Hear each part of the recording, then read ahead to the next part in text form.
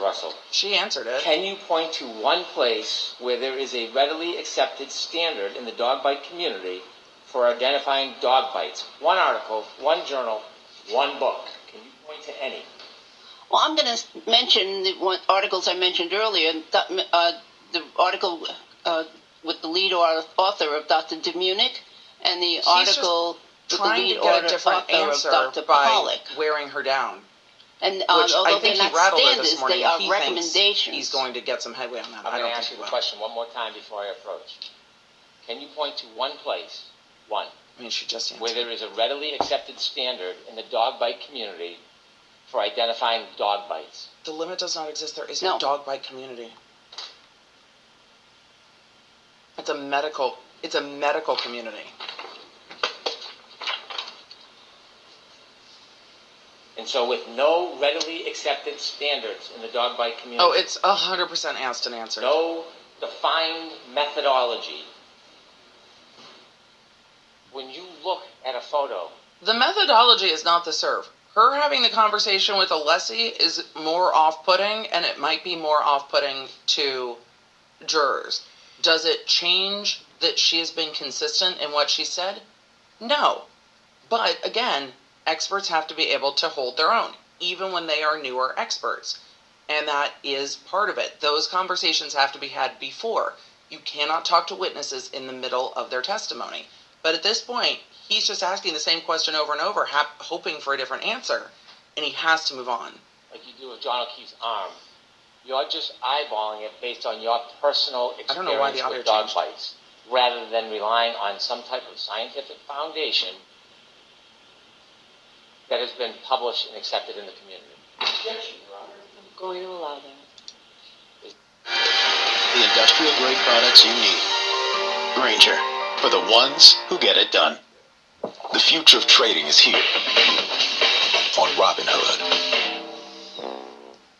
It's inherent that teeth made these, not teeth or claws, but teeth. I may have, and I would like to see that.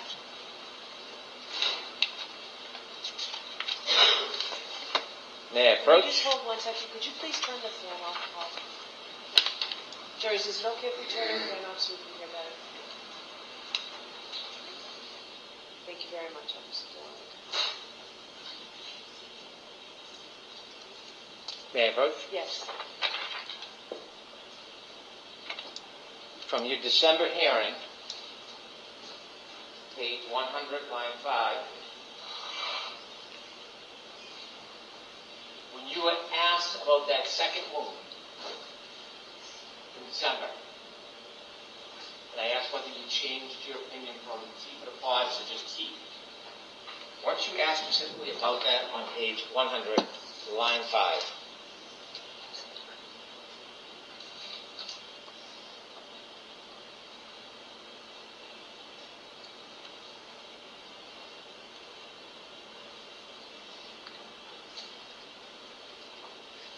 Yes.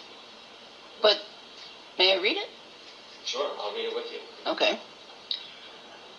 I said, I'm not sure on the second set. So this is the set just above the elbow. Mm-hmm. I'm not sure exactly what teeth made these. One of them could, one set of these could be canine, one part of this, and then adjacent incisor tooth. But I'm not sure on the second set, so this is the set just above the elbow. Yeah, I think the first part of that paragraph is talking about the first set. Yes. up there close to the shoulder, and then the sentence, but I'm not sure on the second set, so this is the set that's just above the elbow. I said I'm not sure. And then, sorry. Go ahead. Are you done? Oh.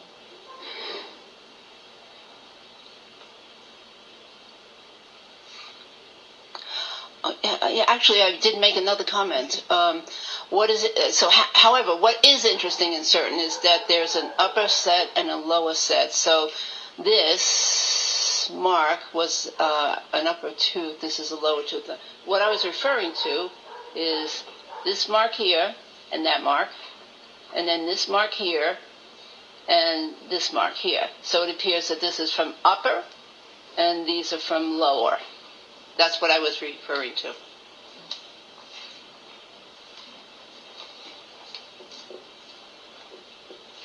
And so when you first described this wound as teeth or claws, at the most recent hearing, you had a certain opinion that this was teeth, didn't you? Yes, I was leaning towards teeth. Correct. Well, it didn't seem like you were leaning. You said these were from the upper teeth. Yes. You said it matter of factly, not with any qualification. Your claim at the last hearing is this was from teeth. That's what I believe. And today you're saying you don't know if these were teeth or claws. Not with 100% certainty. You didn't qualify 100% certainty. You were asked your opinion, Dr. Russell. You were asked, what do you think? And you didn't say with 100% certainty. Your claim, the first time you testified, teeth or claws. Recently, you said teeth. And now you're saying you're not sure. No, I'm saying I believe that those marks are from teeth, but I'm not 100% certain.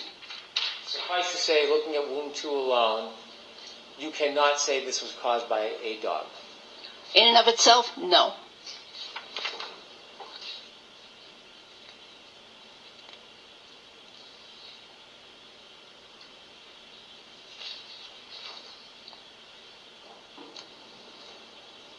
What tooth do you think caused this wound? I don't know. Do you think this in any way could be caused by dog teeth if you're claiming that this is dog teeth? Excuse me? Do you think there's any way these two could be caused by dog teeth if you're saying that these two are caused by dog teeth? Yes, it could be, but I don't know which teeth. And I don't know the extent of the bite, how much impact there was, and how much pressure and how much contact there was between the teeth and the skin. The canines are the longer teeth in a dog's mouth, aren't they? They are. And when a dog bites, it's very common for the canines to puncture, isn't it? It's common if there's enough force, and it's common that you might have two canines if the strike is perpendicular to the skin. But if you have a tangential strike, a partial strike where only part of the teeth impact, you'll get different configurations. Look at the spacing, Dr. Russell. Did you say strike or strike? Strike with a K. Look at the spacing, Dr. Russell. Mm-hmm. A dog causing these wounds, the canines are not going to have such a dramatic distance between them because dog canines don't move, do they? They don't, and I'm not claiming that these two parallel stripes in this case, or abrasions here, I'm not claiming that those two were caused by canines. You think a dog is going to leave a wound with linear abrasions using its incisors as opposed to its canines? Is that your opinion? It's possible if that's the only part of the mouth or the jaw that actually touched the skin, if it didn't go back as far as the canines. Did you ever look at the underside of Mr. O'Keefe's arm? I did. Posterior side? Excuse me. Pictures, yes. Okay. And when you looked at the photographs of the posterior side of Mr. O'Keefe's arm, did you find anything conspicuously absent from underneath his arm? Well, first of all, let me clarify. Part of this is the posterior aspect of the arm. So are you asking me, did I look at the underside of the arm, the fleshy part That's of the exactly arm? what I'm asking. It's a question I've asked before. When you look at the other side of Mr. O'Keefe's arm, did you notice anything conspicuously absent? Yes, there's an absence of wounds. When a dog bites, I don't care if it's a law enforcement dog or a domestic dog, you know it's like a lever, a dog's mouth, isn't it? It can be if both jaws strike the skin. However, there are many times when only the upper jaw strikes the skin. The lower jaw is a lever, locks, and that's part of the clamping and pulling process of a dog, whether it's a law enforcement dog or a domestic dog. You know that, don't you? I know that they are attached. Your claim is that there's many, many different dog bites on Mr. O'Keefe's arm. Are you suggesting, to a reasonable degree of medical certainty, that these are a number of different dog strikes, and coincidentally, every single one of them lacks any wound? My secret weapon for staying cool